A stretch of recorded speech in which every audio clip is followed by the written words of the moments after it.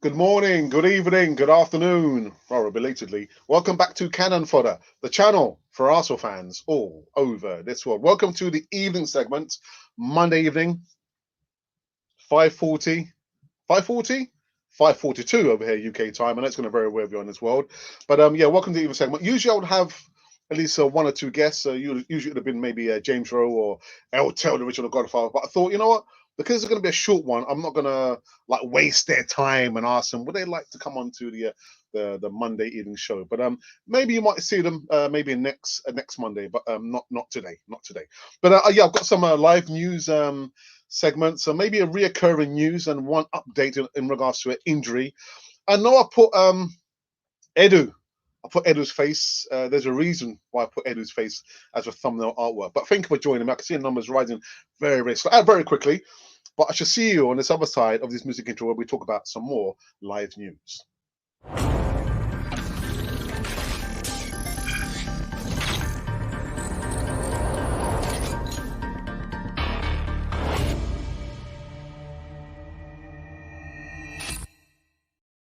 Yes, welcome back to Cannon Fodder, the channel for Arsenal fans all over this world. Yes, it's the evening show. Like I said in my before the bump is like the music in between.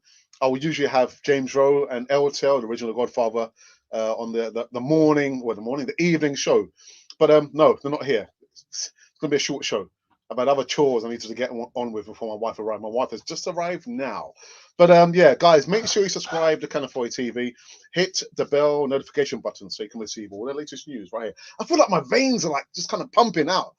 It's just the excitement of back on Canafoy TV. Anyway, let me get into into this one. The first bit of news was in regards to an injury update in Smith Rowe, and unbeknownst to me, again, I didn't realise he got taken off. Like a few minutes before half time, and Erdegaard, came on. It's only when I went to the kitchen, came back because I was sent out to do another chore. I said, "Oh, Erdegaard's play. Oh, there's not Emerson Rowe." But anyway, Arsenal manager Mikel Arteta admits he is concerned by the injuries suffered by Emma Smith Rowe against Leicester City, but he says the young midfielder is in good spirits. Smith Rowe started for the Gunners at the King Power Stadium yesterday, but was withdrawn 3 minutes before the interval and replaced by Martin Odegaard. That's what I've just said. After appearing to have or suffer some kind of hip injury stroke issue. The 20-year-old was one of three players to be taken off injured in the match, with Leicester's Harvey Barnes carried off on a stretcher. Experienced a Fox defender, Johnny Evans, was also hurt as well. Now, Arteta has blamed the insane fixture scheduling for that high number of injuries after Arsenal backed up their thrilling Europa League last 32-round victory over Benfica with a 3-1 win over the East Midlands side, secured by three goals. David Luiz, Alexander the Hitman Lacazette, and Nicolas Pepe that cancelled out Yuri Tillemans' early opener. Now, he provided an update on Emerson Rowe. Specifically, Arteta said, "I'm concerned because for Emil to come out and say, I cannot continue playing, it should be something related to his hip." Well, it could have been anything. It didn't have to be his hip. I mean, any kind of injury could have stopped a player, playing. It could be maybe a migraine or an elbow injury, a concussion, or it could have been anything. But injury, I do worry. As much as we know the Premier League is a tough old season, 38 games strong, but you don't always have to play those players, those young players. We've said it so many times about Mikel Arteta judging the games, protecting the youngsters. What about Saka now? Actually, he didn't play on Sunday, did he? He didn't play on Sunday. So you got a rest. But yeah, he's complaining about the Premier League and the fixtures, but it doesn't mean you have to always play Emil Smith Rowe. We've got Martin Odegaard. And from my memory tells me it was supposed to be Martin Odegaard to provide some backup for Emil Smith Rowe. So Emil Smith Rowe's got like a migraine or a headache, take him off, and you put Martin Odegaard. But the problem is he's been playing both of them. So you don't have to always play Emil Smith Rowe. The season is the season. We know how long the season is. We know how the fixtures are. So, but you have to manage these players, Mikel Arteta. Manage them. Anyway, and the other bit of news, reoccurring news. Aliko Dangote. Arsenal back to reap rewards if Aliko Dangote completes takeover from Stan Kroenke. Silent Stan. Arsenal could be set for a massive change at the top. Yeah, in a not too distant future, I think in a short future, please. Amid renewed speculation over the possibility of an imminent takeover by Nigerian billionaire Aliko Dangote, the 63-year-old, I can't talk about the person's age, who is the richest African man on the planet, with a reported net worth of £7.6 billion, has openly discussed his desire to buy the club on a number of occasions, and it's gone back since 2016. I wasn't aware of that, actually.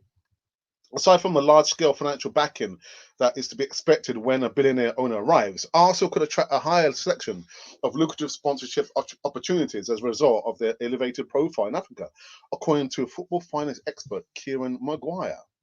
He goes on to say that Nigeria is a rich country because it has incredible natural resources. Dangote has been very successful and has the capacity to bring money to Arsenal if he so desires. What he could do is increase Arsenal's presence in a country like Nigeria. Listen, I think the majority of my friends who are from Africa, from Nigeria, are Arsenal fans. So yeah, I mean, well, maybe anyway, I'm just kind of digressing here. In a country like Nigeria, many Nigerian people would see it as their club if Dangote took over. As such, it could potentially attract more sponsorship, better broadcast deals. Nigerian tourists coming to London, they would want to go to Arsenal in the same way that South Korean tourists like to go to Spurs because of the Son connection. So that's that news there, in regards to Aliko Dangote. I'm thinking, well, yeah, it makes sense that when he comes in, not if, when he comes in, the dynamics will change, man. And yeah, the fan base would spread across Africa. I mean, I'm thinking, how much more can it spread across Africa? Because again, the majority of my friends who are from African heritage are Arsenal supporters, apart from one or two who are Man U supporters. They woke up on the wrong side of the bed. Anyway.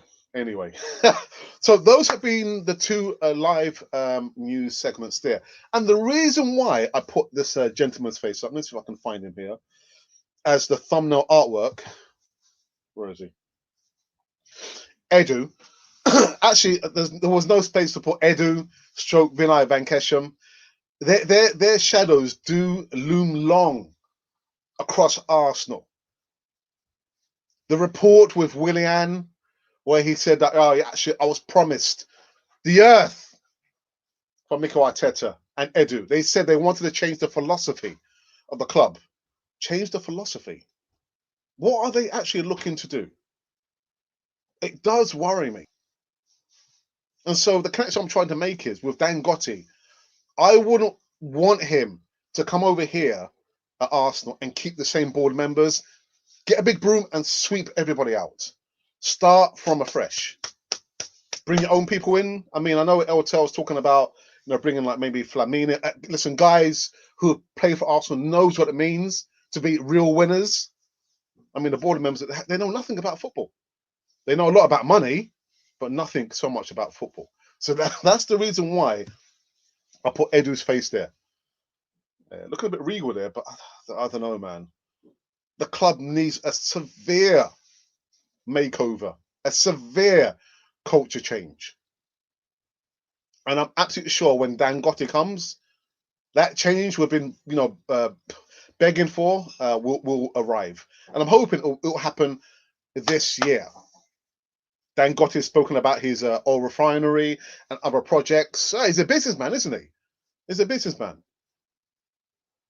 So, whatever news we see or read about Aliko Dangote, you be sure that we'll talk about it on here on Cannon Fodder TV.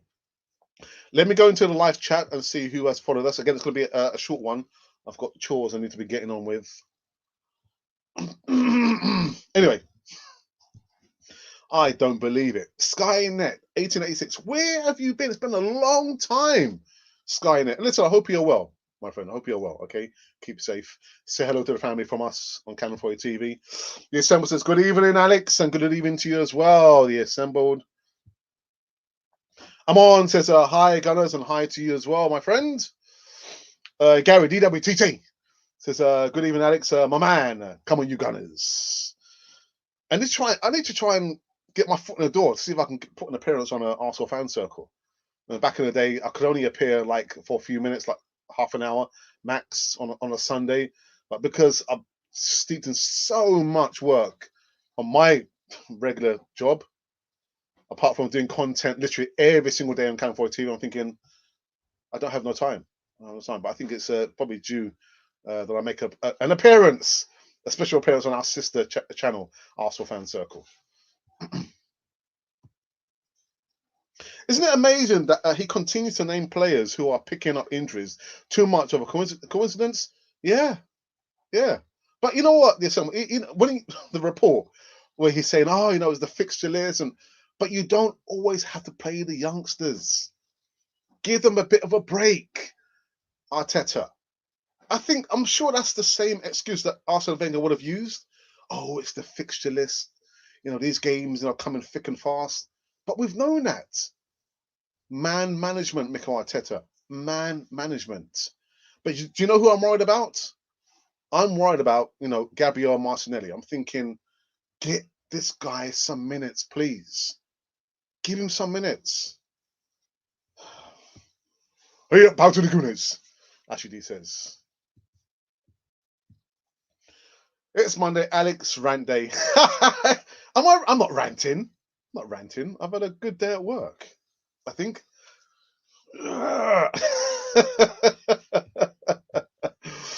I will welcome Dangote with open arms, Don Juan says. Yeah. Hurry up, Ashley. Where are we? I've lost my point of reference. Anything but silent sound. Oh, Don Juan, be careful what we wish for. Not anything or anyone. Specifically, Dangote. Aliko Dangote, please. What are your thoughts on reports that the Barcelona president-elect is considering wanting Arteta to be the next manager if they sack Koeman? Listen, when I think about Arteta coming to Arsenal, this is not the be-all and end-all for any manager. There are bigger clubs out there in club football, and if that's true, then I don't think Arteta will go. But if he does go, then good luck to him. But I think for any person, any manager coming to Arsenal, it's not the biggest prize in club football because there are other clubs bigger than Arsenal. I'm not just talking about in the UK. I'm talking about across Europe.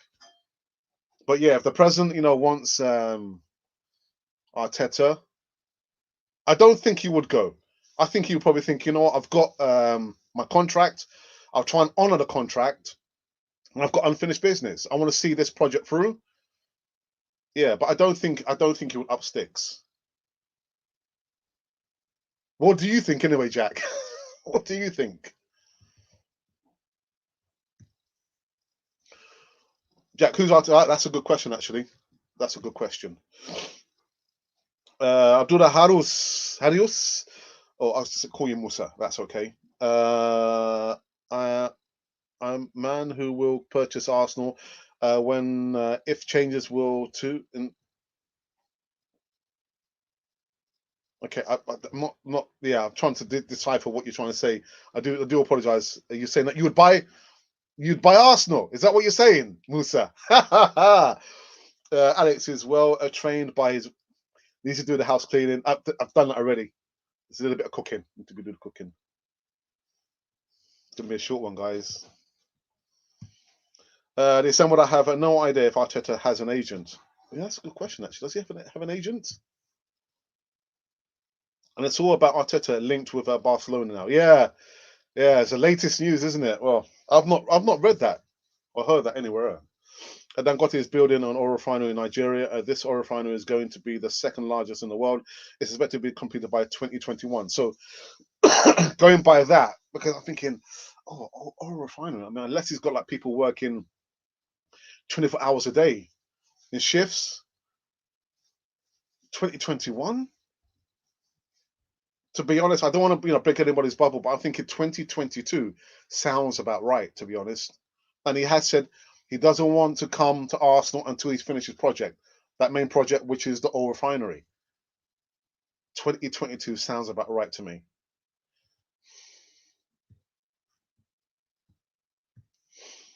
Arteta is struggling with the Arsenal rebuild, but yeah, he is set to take over the little rebuild at Barcelona. The thing is, as much as the Barcelona position there is bigger, listen, you can't argue with that, than Arsenal. It's a poison chalice, man. It's a poison chalice. I'm thinking, you go over there, you pays your money, you takes your pick. So that position that comes with everything else, everything. It's a poison chalice.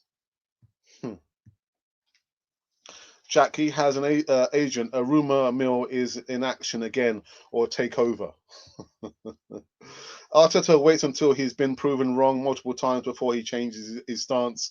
Bring Party back too soon. Martin too soon. Not resting Saka after national break. Not resting Emerson Rowe. Gary. Before it used to be but now it's the FTT. It's the players who are causing the problem. Players causing the problem. Let's do a quick review, yeah? We've just been talking about Emma Smith Rowe, and there's a report that's come out. And Mikel Arteta says that he is concerned by the injury suffered by Emma Smith Rowe against Leicester City, but says that the young midfielder is in good spirits. Smith Rowe started for the Gunners against Leicester City on Sunday, but withdrew 3 minutes before the interval and was replaced by Martin Odegaard after appearing to suffer a hip issue. A hip issue. A hip injury, man. Hip issue. What rubbish is that? Hip issue? A hip issue. The 20-year-old was one of 3 players to be taken off injured in the match with Leicester City's Harvey Barnes carried off, and the defender Johnny Evans. Not that we would care too much about these 2 players. Arteta blamed the insane fixture scheduling for the high number of injuries. Nah, I'm sorry, I'm not taking that excuse there. I'm sorry, Arteta. He does go on to say, I'm concerned because Emil to come out and say, I cannot continue playing, it should be something related to his hip. But it could be any kind of injury. And then, as we're just speaking about on the tail of Aliko Dangote, he says that when he comes in for Arsenal, of course, there's lots of money to be made, in new sponsorship deals, and even my brothers and sisters out there in the African, continent there. Yeah, I mean, again, a lot of my friends who, from African descendancy, they're Arsenal fans, apart from 1 and 2. So I'm thinking, how much more can how many more fans can he get to support Arsenal once he buys Arsenal? This report actually is coming out from the finance expert Kieran Maguire. He says Nigeria is a rich country because it has incredible natural resources. Maguire told Football Insider. Dangote has been very successful and has the capacity to bring money to Arsenal if he so desires. What he could do is increase Arsenal's presence in a country like Nigeria, because many Nigerian people would see it as their club if Dangote took over. As such, it could potentially attract more sponsorship, better broadcast deals. Nigerian tourists coming to London, they would want to go to Arsenal in the same way that South Korean tourists like to go to Spurs because of the Son connection. So those were 2 new segments there. And yeah, I think what I might do, and again, the reason why I've put Edu's face, as the main thumbnail, is because I look at, himself and Vinay Venkasham. Actually, I should have put his face in there as well. Yeah. Their shadows loom long across Arsenal, man. Going back to the report with Willian, he said, you know what? Arteta and Edu, they promised the earth to me.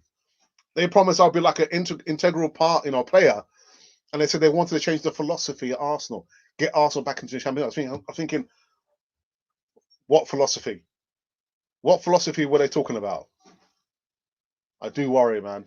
And I also worry about Gabriel Martinelli. Arteta, play the youngster. Play the youngster. Anyway, let me go to a live chat just for the last time. The players getting injured, assembled. Let's have lots of thumbs up before Alex has to get onto his knees and scrub the floors. I've done that. I've done that already. Next. He's making them work in training and not breaking their spirits. Maybe after Barcelona, perhaps Man City. Ashley D, Ashley D, Ashley D. Guys, I think I finished. I think I finished. I believe I finished. So it's just to kind of break things up just a little bit. You know what? I think I'm going to play the promo video again, where we're promoting our online services. So I'll see you on the other side of this promo video. Yeah, digital services online with Canon Fodder TV. As part of the Canon Fodder TV experience and services, we're now extending out into additional online products such as voiceovers, thumbnail artwork designs, and video editing for small YouTubers who have less than 1,000 subscribers. Voiceovers. If you need voiceovers for short videos, 30-second adverts, stories, intros, and outros, then we can do this for you. Let us know the length of the voiceover and we will give you a polished audio file in less than no time. In addition to this, thumbnail artwork designs. As we pride ourselves on sharp HD thumbnail artwork designs, we can do this at a relatively low price. Send us your specifications and we'll produce eye-catching designs to attract subscribers and followers to your platform. And finally, video editing. We have a range of video editing techniques, special effects, and software to produce a polished end product for which you can be completed in the quickest time possible. Now, if you would like help and support getting your channel promoted and your subscriber count going, then send us an email at arseworldpublic1@gmail.com. I repeat, arseworldpublic1@gmail.com. We are here for you, for the Canon Fodder TV experience. Yeah, so we're here for you, for the Canon Fodder experience. Online digital services, voiceovers, thumbnail artworks, and video editing. Again, yeah, Smith Rowe, man, just worried about him sustaining another injury. Another injury. When you think we have Martin Odegaard, the idea was that Emerson Rowe plays, you know, if he needs a break, take him off, and then you play Martin Odegaard, not both of them at the same time. I'm actually quite surprised that Martin Odegaard has like, I think, is it 3 games now? He's completed 90 minutes. So good luck to the youngster. Well done to him. But more management, you know, is in the call, or is to be called for when we're dealing with the youngsters. I know Saka didn't play on Sunday. Saka who? What do you mean Saka who? And Smith Rowe. Smith Rowe needs a little break. He needs a little break. So again, man management. I do worry about these guys there at the helm. Edu, Vinay Bankesham, and Mikel Arteta as well. Right, guys. So I've finished. Unless you guys got anything else you want to talk about or take the mickey out of me for, then go for it. Go for it. I can take it. Ashley D. Is it Ashley? No, it's not. Oh, okay. Alex, how far can Arsenal get into Europa League in your opinion? That sigh there. I do apologise.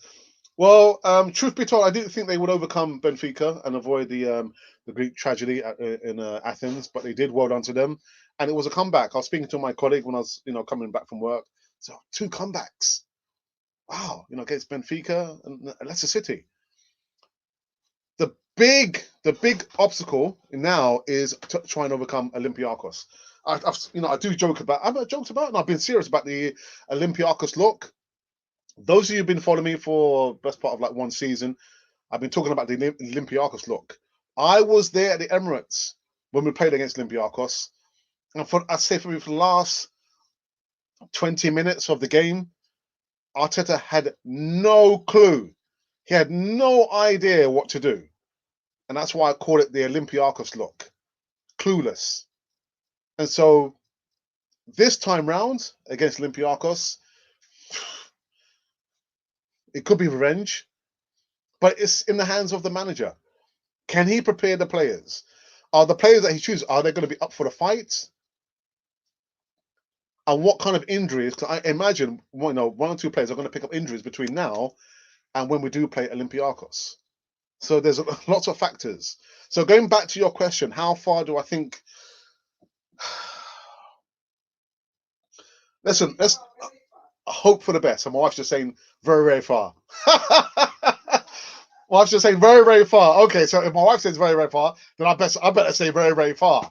Okay, well, yeah. She just said to me, you got to be positive, Alex.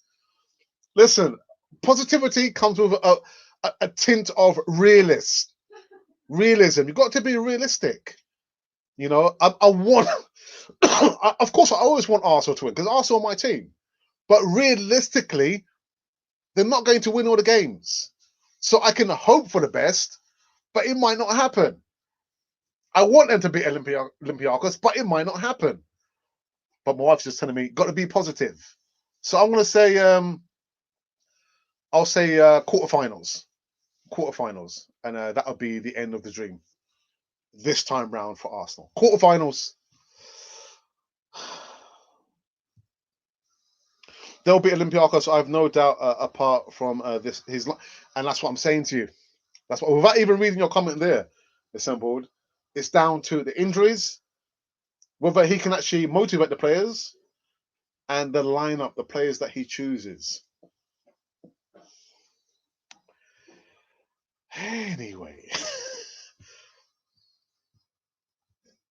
I finished. I'm done and dusted. I will be back tomorrow. Same time, same place, different day. All the threes. Make sure you join me. Same time, same place, different day. If not, I'll come looking for you. Right, we've just been talking about Emma Smith Rowe, Aliko Dangote, Edu, and a little bit of a Lacazette as well, who I thought had a really good game on Sunday. Really good game. But we are out of here. We are done and dusted. I know there's a game to be played. I forgot, is it Newcastle or Southampton? I think methinks. Let's just have a double check. Let's have a butchers. No, it's not. It's Everton versus Southampton. I do apologise. Everton versus Southampton. And Skynet. Yeah, guy. Listen, Skynet. Thank you for coming back in. Hope you're keeping well. Say hello to your family from everyone on Canon for the TV. If you've just tuned in or you've been watching us for the first time, make sure it's not the last time. Make sure you subscribe. And the caption says, subscribe to Canon for your TV. Be part of the community here on this wonderful channel. And if by chance you've been wondering who or what you've been listening to, or you've been listening to Cannon Fodder, the channel for Arsenal fans all over this world.